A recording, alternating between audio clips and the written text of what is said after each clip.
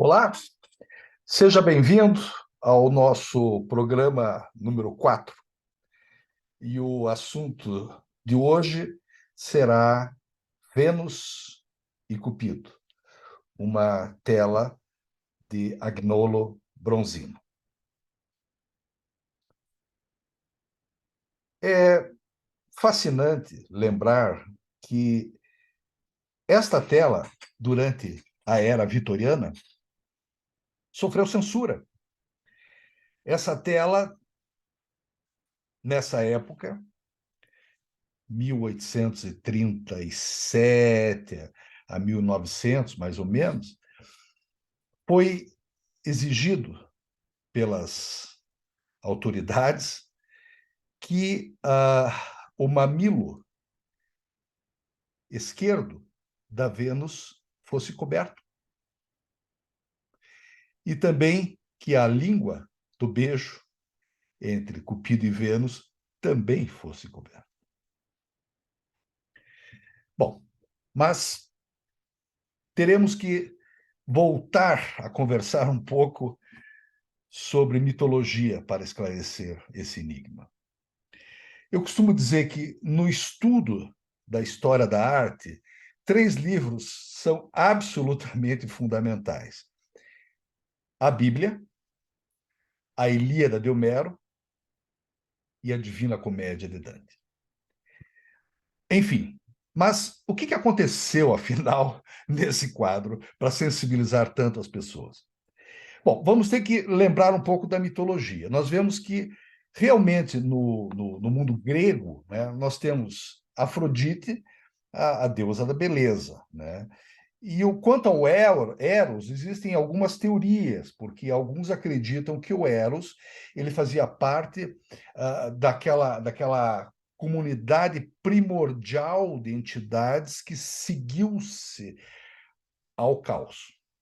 No entanto, outros acreditam que a Afrodite ela era casada, mas ela teve um relacionamento extraconjugal com Ares, e desse relacionamento teria nascido o Eros. Bom, nós sabemos que há um sincretismo entre as culturas romanas, a cultura romana e a cultura grega. Transportando isso para a mitologia romana, nós teremos, em vez da Afrodite, nós teremos a Vênus, e em vez do Eros, nós teremos o Cupido. Então, é um filho ilícito de Vênus com Marte. Moral da história: nessa tela, nós temos um relacionamento incestuoso. E isso, evidentemente, não foi bem aceito, óbvio, tanto pelas autoridades eclesiásticas, como também pelas autoridades seculares desse período. Mas a história não acaba aí. Nós temos uma outra circunstância também a ser considerada. Na verdade, por volta aí do século XV, século XVI, o que nós temos? Havia uma doença venérea, que foi, na verdade, epidêmica. E essa doença provocou em torno de mais de 1 milhão de óbitos durante o período do Renascimento. Só que a esta doença eram atribuídas causas zodiacais, como nós vemos aqui nesse desenho que é atribuído, né, a Albrecht Dürer. E aqui nós vemos que seria um problema de conjuração astrológica provocando essa doença. No entanto, naquela época já se sabia que essa doença era transmitida de forma venérea, ou seja, ela era uma doença sexualmente transmitida, embora não se conhecesse a causa dessa doença. Bom, aqui nós temos uma outra figura interessante, na verdade, uma pintura que relata uma cena num bordel em 1562. Diante disso, nós vamos ver que essa doença era realmente um grande problema. Poderia ser até comparável às grandes epidemias que nós tivemos, em menor escala, mas em mesma gravidade pelas suas sequelas. Muito bem. Girolamo Fracastoro era um poeta e médico muito famoso. Tão famoso que aos 19 anos ele já era professor. E o Girolamo, ele foi um dos primeiros a conceber a ideia de que existiriam partículas que poderiam transmitir essas doenças. Ou seja, ele foi um visionário, um sábio, que já visualizou a possibilidade da existência de germes em 1530. E ele escreveu esse poema muito interessante, essa é uma coleção de poemas, onde ele fala que a sífilis é a doença francesa. Mas, na verdade, nesse poema, ele se refere a um pastor de ovelhas. E o nome desse pastor é que era sífilos. E ele se referia a essa doença. Então, acabaram relacionando as coisas, e o nome do pastor, sífilos, acabou virando sinônimo da doença sífilis. Esse pastor de ovelhas tinha sido punido pelo deus Apolo por sua irreverência e adquiriu essa doença venérea. O fato é que Fracastoro já estava futuristicamente prevendo a existência do micro-organismo, que viria a ser descoberto somente em 1905. O fato é que a doença existia e era chamada, na Itália, de doença francesa. Mas o que os franceses não sabiam é que eles eram assim relacionados à doença. Porque na França, a sífilis era conhecida como a doença italiana. Então, esse era o clima que existia ao redor dessa doença. Nós vemos aqui, num desenho muito interessante, de 1498, os médicos tratando de um sifilítico, coletando urina para fazer um exame e passando uma pomada à base de mercúrio, que era o medicamento utilizado naquela época, tentando combater a sífilis. Então, vejam que nós tínhamos aí um componente incestuoso ao lado de uma doença que era epidêmica durante a época em que Agnolo Bronzino pintou esse quadro. Vejam aqui, por exemplo, o retrato de Gerard de la Hesse. Ele era um artista e vocês observem o nariz dele. É um nariz acometido pela sífilis terciária. Dessa época, inclusive, existiam narizes de bronze que as pessoas poderiam usar para tentar esconder as lesões da goma sifilítica nos seus narizes. Muito bem, vamos comentar agora um pouco sobre a obra em si. Essa é uma obra realmente muito bonita. Ela está em Londres, na National Gallery. E o Agnolo Bronzino pintou isso a óleo, porém não é sobre tela, não é canvas. É óleo sobre madeira. Mas se nós olharmos aqui atentamente, nós vamos ver que existe o relacionamento entre a Vênus e o seu filho, Cupido, e existem algumas coisas bem estranhas ao redor dessa cena. Se nós olharmos na parte superior, nós vamos ver esse indivíduo aqui.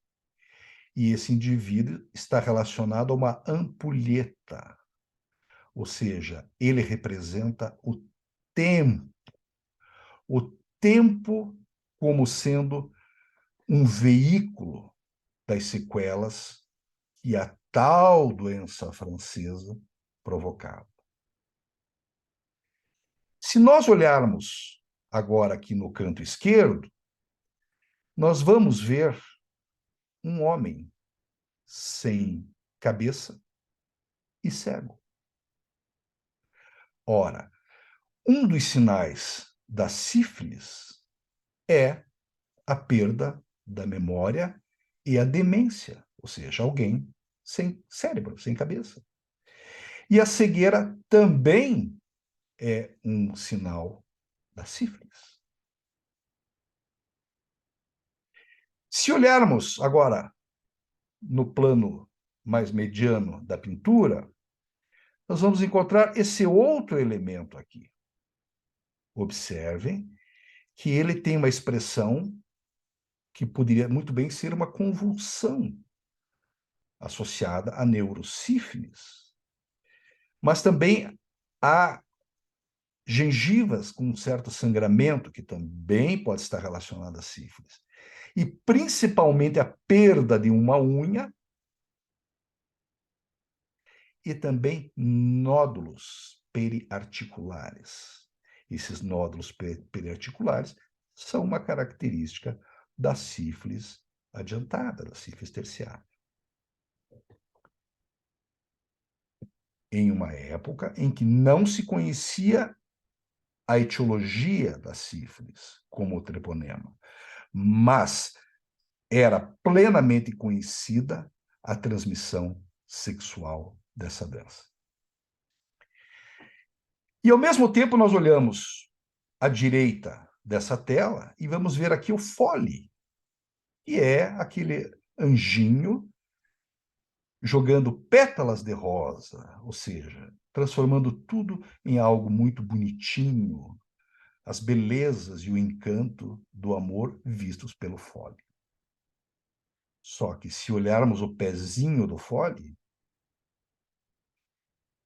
é difícil de ver, mas tem um espinho no pezinho do fole. No entanto, ele está sorrindo, brincando e jogando rosas sobre o casal de namorados. Ora, ele tem um espinho no pé. E a insensibilidade também uma característica da sífilis. Completando essa obra enigmática, nós vamos ver que temos aqui uma garota oferecendo favos de mel, a delícia do sexo. E ela está, com a sua aparência angelical, sensual e libidinosa, oferecendo favos de mel. Só que, se olharmos com mais atenção, o corpo dela é o de uma serpente. Ou seja, é uma serpente travestida de algo delicioso e agradável, como o sexo era, porém ocultando uma grande ameaça a quem o praticasse. Está aí uma tela de 1545 que possivelmente relata a sífilis durante o século XVI. E o século XV, XVI e XVII. Bom, claro que existem teorias se a sífilis foi realmente um produto do mundo novo, ou seja, ela teria sido levada à Europa a partir da descoberta da América, ou se ela já existia na Europa e passava desapercebida. Existem discussões acadêmicas muito longas e ninguém tem a certeza absoluta de nenhuma das teorias. Vamos ver agora um pouco mais sobre essa obra. Essa obra, na verdade, ela era endereçada ao rei Francis I, rei francês, né? Mas ela acabou, enfim, fazendo todo um percurso, e hoje ela está em Londres, na National Gallery. O autor dela, Agnolo Bronzino. Bom, o que nós sabemos é que no final do Renascimento surgiu uma nova fase, e nessa fase, que poderia ser considerada uma reação a Rafael, né? Não se sabe exatamente, mas o fato é que essa reação era chamada de maneirismo. Maneirismo vem da palavra maniera. Maniera. O maneirismo, na verdade, ele era usado principalmente no sentido de refinamento, de ser uma obra refinada, uma obra extremamente depurada, com algumas características, como, por exemplo, o uso de cores não naturais, cores artificiais, membros relativamente longos, né? Desenho atípico, né? Uma composição também fora daquele classicismo e tal. Mas o que acontece é que, a partir de 1700, a mesma palavra passou a ser usada pejorativamente, para considerar uma obra como rebuscada, como excessiva, como over. Né? E Agnolo Bronzino, ele, na verdade, ele foi discípulo de Pontormo, né, que era, vamos dizer, um grande maneirista. Né? Mas, de qualquer forma, fica aí a contribuição, mostrando uma obra de grande importância que, como eu disse, talvez esteja relacionada à sífilis.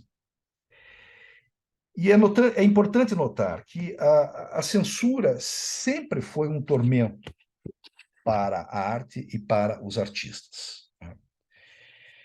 E que nós vemos, por exemplo, que a partir do Concílio de Trento, né, o Concílio de Trento foi de 1545 até 1562, 63, alguma coisa assim. E esse Concílio de Trento, ele tinha como uma das características reprimir toda a sensualidade exposta nas obras relacionadas à Igreja Católica, ou obras, de um modo geral, expostas ao público. Portanto, o que nós sabemos é que o Concílio de Trento, na verdade, ele foi muito mais uma resposta à Reforma, ao protestantismo.